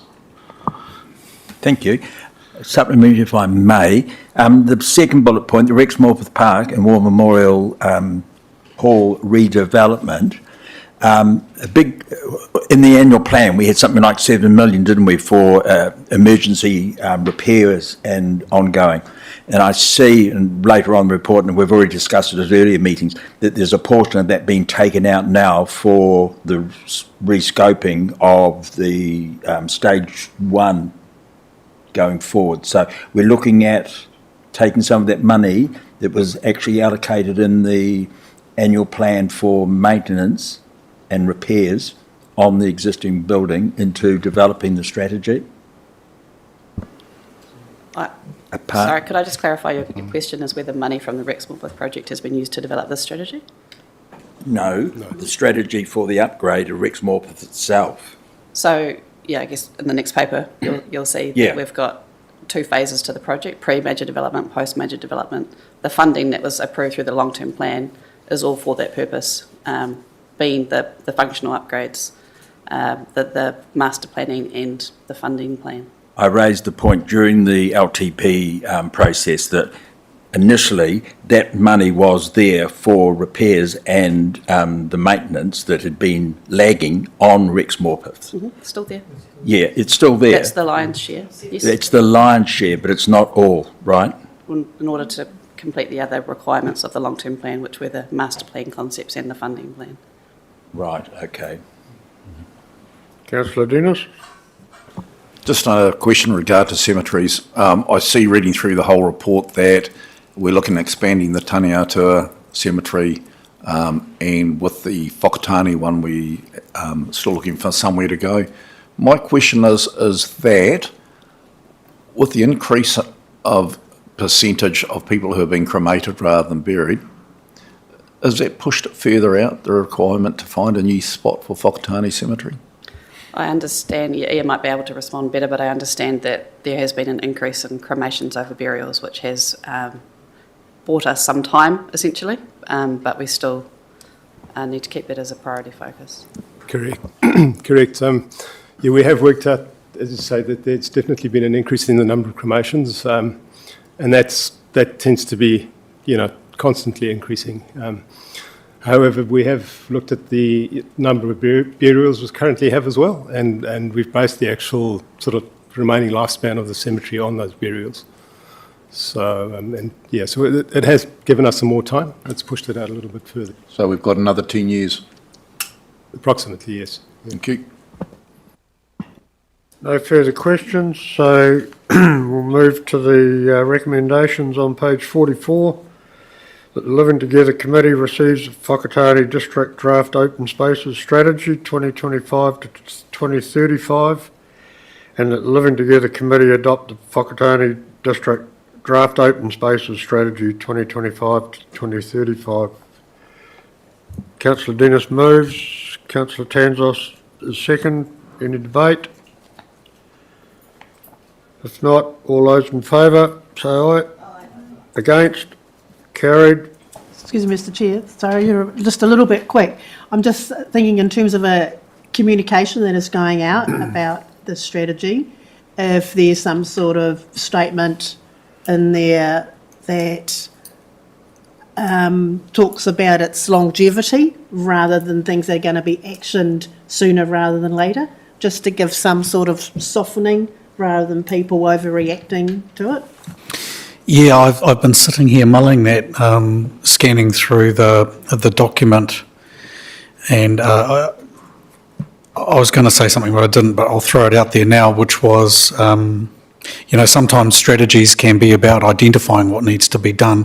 However, I think this strategy, which has been a piece of work that's been in the pipeline for quite some time, is predominantly about bringing together all the things that Open Spaces team does and give it a link back to the LTP and also back to some general priorities, so that when councillors are receiving lists or proposals in the long-term plan, instead of it just being a list, I suspect what you'll see in the next long-term plan is it's more of a list that's related to priorities and referenced back to this plan, so that when you're making those difficult prioritisation decisions, you're being able to see the impact not at a line level, but at a sort of priority type level for open spaces.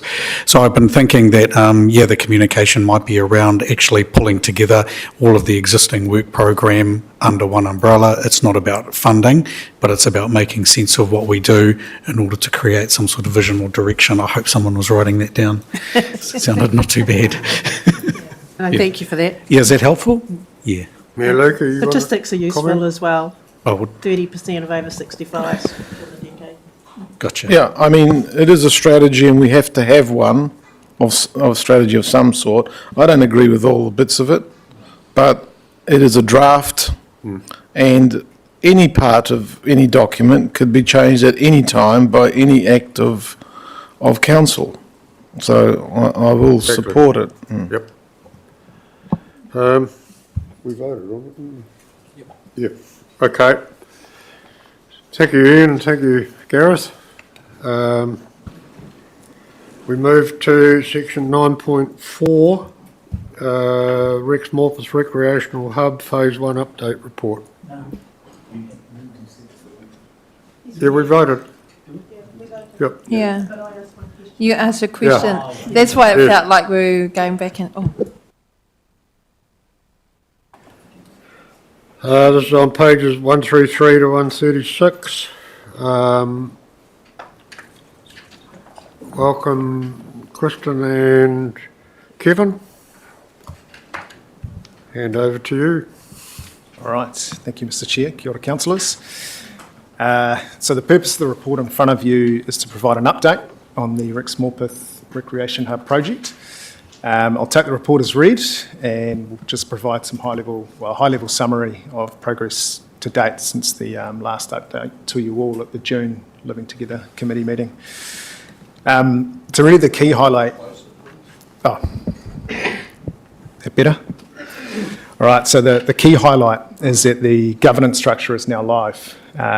So particularly the project steering group, with the first meeting being held at end of July, and the second meeting being held last Friday, August 15th. The focus of these first two meetings has really been about grounding the project, so setting those foundations. So key outcomes to date have included adopting the terms of reference, the project management plan, which provides a baseline for delivery and to formalise the project scope, budget allocation, etc. Approval of the communications and engagements plan and endorsement of the overall work program, including the steering group being brought up to speed with progress to date on those three key work streams being the functional upgrades, the concept design development and the funding plan side of things. Key focus of the discussion in that inaugural steering group meeting was project objectives. And the group requested that the project team went away and did a bit more work on those to just really clearly articulate what we're all aiming for. So it's clear for everyone at a project level, at a steering group level, and for the community. These refined objectives were approved by the steering group at the meeting last Friday. And we also took the steering group for a site visit, which was really useful. Everyone got up close and personal with the hub, all the good parts and the not so good parts, and hoping that will be really valuable to inform future decision making. So key next steps really are to finalise a functional upgrades plan. The steering group's asked us to go away and do a bit more work on that, bring a bit more information to the table. But I do just want to note that some works have been completed to date, particularly some high risk works in the stadium, so asbestos removal in the stadium toilets. And there's also some lighting works that are underway with external funding, so lighting in the stadium and rugby park lighting as well. And then another key next step is finalising concept design options. And this will be done under the guidance of the steering group. The aim being to present a recommended concept design to elected members early next year. That concludes my summary, so open to any questions or points of clarification. Any questions, Mayor Luca? Yeah, you say concept design development. There's been quite a lot of water gone under the bridge on this one, and I'm not overall a supporter of the full redevelopment of Rex Morpeth Park, but what we did before, where we had all these options, were they not concept designs, or were they not at the concept design stage yet? None of those. Are they classified as concept designs? I mean, I'm just trying to figure out if this concept design is significantly bigger piece of work than what was done before. Or is it the same sort of thing? We'll get models and, you know what I mean, computer graphic images of what it might look like and all that. Is that what this concept design is about? So really, the concept design work that we're going through at the moment builds on that work that was done previously. I think there was a agreement from council and community through the long-term plan consultation that the designs that were put forward, particularly the recommended one by the consultant team, were considered not affordable, not fit for purpose for the district. So we're going away and we're going to bring back something that is more appropriate for the district, more affordable and fit for purpose. Yeah, so we won't get actual working drawings. We will just get just a basic idea of layouts and all of that sort of stuff for 400 grand. No, so the 400,000 that's allocated there, 1 to 200,000 is allocated for the concept design, or otherwise known as master plan. I think that's how we were previously referring to this. And then the remaining funds will be used for, or they're reserved for, phase 2 or major redevelopment post that long-term plan decision that elected members will make in June 2027. So we may not even spend all of those funds. Yeah. Yep. Thank you. Yep. Deputy Mayor Emmett. Thank you, Mr. Chair. Good. Still morning. Good morning to you both. I've got a couple of short questions. The first question is, so this 7.7 million is the budget for up until 2034, correct? No, Or the so first 3 years of it? the first 4 years. So the 7.72, yes, for the first 4 years, including the 2027-28 year. And there is a budget breakdown. Sorry, I haven't got the page number in front of me. That's okay, that was the first question. So then the second question is, the project overheads and the concept design, $870,000 of the overall budget seems enormously high. The next question was, what is in the project overheads if it's not the fixing and the maintenance? There's a number of items in the project overheads.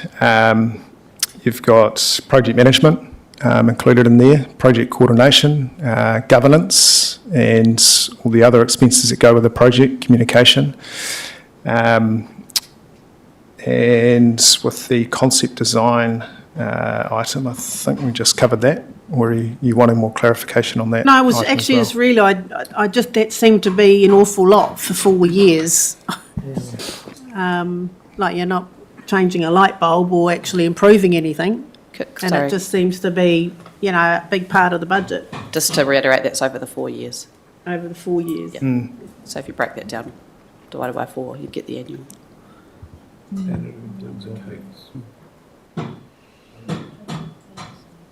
Councillor Townsend? Yeah, thank you. First of all, it's good to see the project kind of being rescoped and addressing affordability, which has been a real concern for our community, so thank you for that. I had two questions really. One was around, so in terms of the functional upgrades that have happened so far, none of them have addressed the roof, because we've had a pretty critical issue with the leaking roof. So has no work been done on that yet? And if not, when is that expected? So there has been work done on the roof. So there were significant leaks over the foyer area within the War Memorial Hall. So there's a new section of roof over the foyer area. There's also been some patch-up work done over the reception lounge.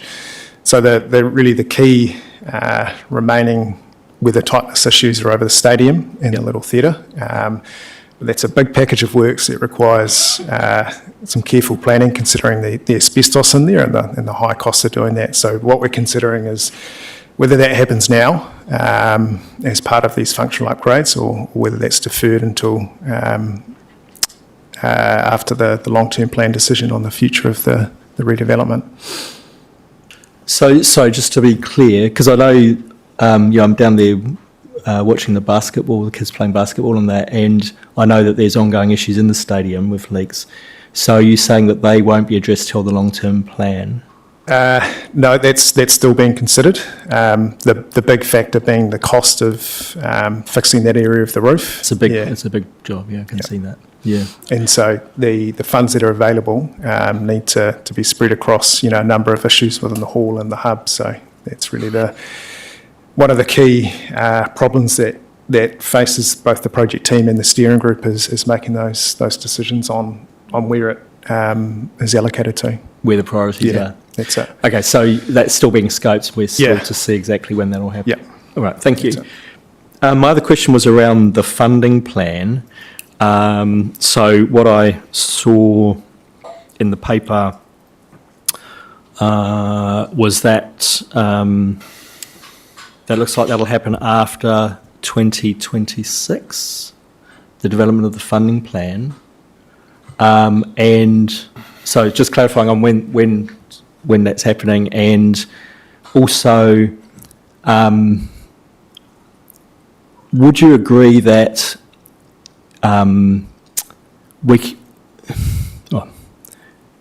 what do you think our prospects are for getting significant funding to support this development, particularly if we, as a council, kind of really get behind it and really do what we can to pull our networks and to really cheerlead it and champion it into wider funding agencies? Do you think we've got good prospects of getting significant funding? Firstly, with regards to the timing of the funding plan, I think, we were looking at kicking that off formally sort of early next year, but I think there's a process of socialisation early on that can commence. In terms of our prospects, I think we still need to work through that, but it will require, council getting behind this project and us being really clear on what our benefits profile is and making sure they align to various funding priorities as well. So I think there's a piece of work that needs to happen in that area. Councillor Puller. Thank you, Chair, and I'd just like to say that I really support this program, even though I won't be here. But I guess you've got to look at the overall thing and say, well, how much do we spend on upgrading or maintenance as to building new, really? And I'm thinking of the roof, which is Super 6, and asbestos, which is just a nightmare. But you'll consider that. My other question is, with my soccer club hat on, the club owns that building. What's your well, it's a bit early in the day, really, but what's the thinking about? Will they get compensation because that's going to get removed if it ever does? So we're still working through that spatial layout for the hub, including all the private infrastructure that sits within the hub.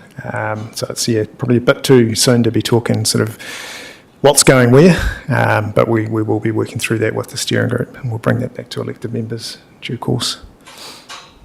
Thank you. It's an exciting project, and I'm looking forward to seeing the outcome. So good on you. Councillor Boynton. I didn't know I had my hand up, but... Well, if you haven't, I can skip and move on.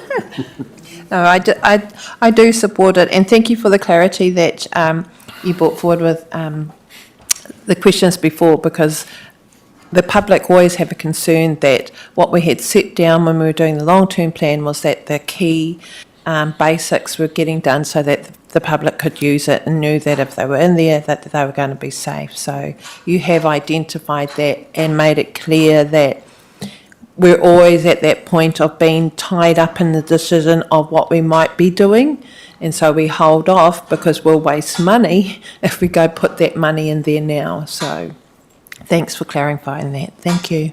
Councillor Dennis.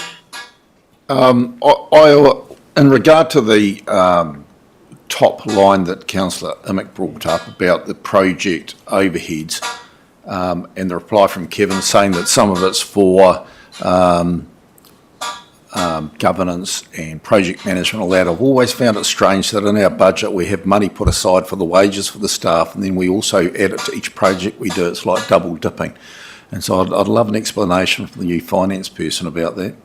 In regard to the rest of it, as the person who chairs this Rex Morpeth subcommittee, I did approach this with a bit of hesitancy because I don't believe in spending an incredible amount of money, but I've been impressed since I've been on it that things like looking at the last master concept plan, which had a synthetic athletics track.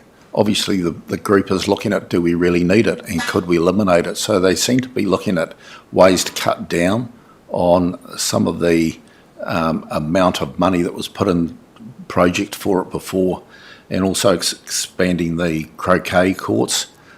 So they're re-looking at all that sort of stuff. But one of the ones I was really impressed with is that in regard to... Question? Pardon? Have you got a question? We're in question. No, I'll leave it then, thank you. Yeah? Okay. Councillor Isles. Thank you, Chair.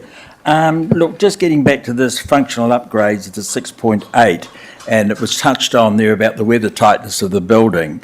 And, I'm worried, Councillor Puller's already sort of jumping the gun and thinking that how are we going to be buying it? This is growing legs. And I mean, we're here discussing at this point in time where things are at. But it worries me again that we think we should put the or the repairs on hold until we make a decision as to whether it's going to be an upgrade or a total replacement.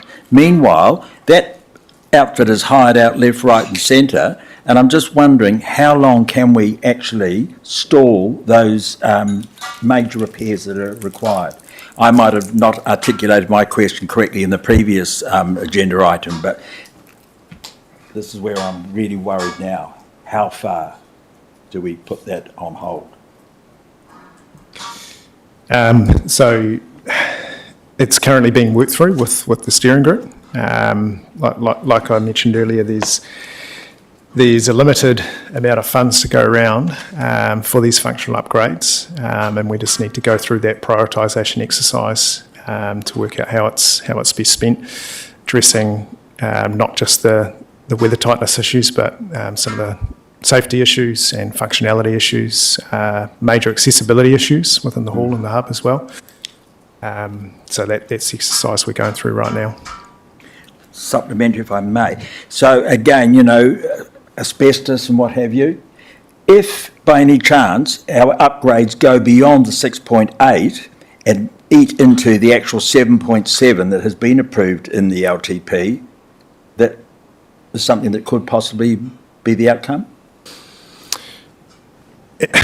The budget breakdown that's been put together, that is a high-level breakdown, and so there is some room for movement within those items within the 7.72, but we will certainly not be exceeding the 7.72 that has been allocated through the long-term plan. Okay, thank you. Yeah, Luca. Just to clarify that again, if in the next few weeks you define that something needs to be fixed, it will be repaired straight away, right? We won't be waiting till a stop-go decision? Yes. I'm not sure if I got that bit right. Sorry, yeah, that's the whole intent of the functional upgrades, right? Yeah. Is to address those imminent issues that are in front of us right now. We believe, just to give you, assurance, I mean, the building is compliant. It does have a warrant of fitness. It's used regularly, and there's a matter of operational and maintenance, health and safety procedures in place. But it's ensuring that we're doing going above and beyond really that minimum standard that's in place. Okay, thanks. Councillor Tenzos. Thank you. Just following up from that, because one thing I've been wondering for a while is how did that get to the state that it's in, really? What was our failure as a council? Did we just not allocate the funds? Did we not have the right management and oversight over the facility? And can we make sure that that doesn't happen again? I think to respond to that, yes, I understand that from a good stewardship point of view, we're about 20 years overdue in our maintenance and what's been deferred, which has been through previous council decision making. So we just haven't put the resources needed to make it happen. It's not been it's been a project in the long-term plan for the last 4 long-term plans. Yeah. Usually found its way into year 4, and by the time, so it's 2012 was when it was first in earnest in a long-term plan. Now we're 2025. Thank you. We did some structural work in 2020 or 2022. It was earthquake strengthening, right? So there was that was a major piece of work. Yeah, that's right. I'm unsure of the year. Paul Check will be able to provide some clarity there. But yeah, the whole building is seismically strengthened. Okay, all right. Yeah. Councillor Jukes. Thank you, Mr. Chair. Sorry if I haven't picked it up, but you did mention earlier about we've had some external funding in regards to Rugby Park and things like that. But is there any external funding within that 7.72 portion, or is that all what we approved in the long-term plan, or has that been calculated within the budget? So the 7.72, that's all long-term plan funding, but we will be seeking external funding for functional upgrades wherever possible. So yeah, with the Rugby Park lighting, that was via funding from Trust Horizon, and the same with the lighting in the stadium as well. I guess I'm coming from is that if some of those upgrades have been externally funded, does that give us more within this budget to spend on other things? technically, yes. So I'm just checking it's been calculated within all your budget calculations, I guess. Thank you. Okay, we'll move to the recommendations on page 133, that Rex Morpeth Recreational Hub Phase 1 update report be received, and that 2, the committee note that a verbal update on the second Rex Morpeth project steering group meeting held on Friday, 15th of August 2025 will be provided in the meeting. Councillor Paul have moved. Second. Councillor Tanzos, any debate? All those in favour? Aye. Against? Carried. That concludes our meeting, so I'd just like to take this opportunity to acknowledge that this is our last long-term Living Together Committee meeting of the Living Together Committee for the triennium. So I thank all members and staff for their work over the past 3 years. Thank you to councillors. For some reason you always seem to have a lot more debate in my committee than in the other committees, but it was good to get it through. I also like to thank members of the public who have shown their interest by attending our meetings. Thank you all for your attendance. I ask Councillor O'Brien to close the meeting with a karakia. Kia ora tātou. Mā ki whakakapi wa tātou hui. Tiraki e nui tātou. Unuhia atikitu, tapu nui a tāne. Kia māma, kia wātea, te ngākau, te hiningaro, me te wairu i te ratakatu. Koe ara e rongo, whakirihia ki runga kia wātea, aira kua wātea, ti hei, mauri ora. Kia ora tātou.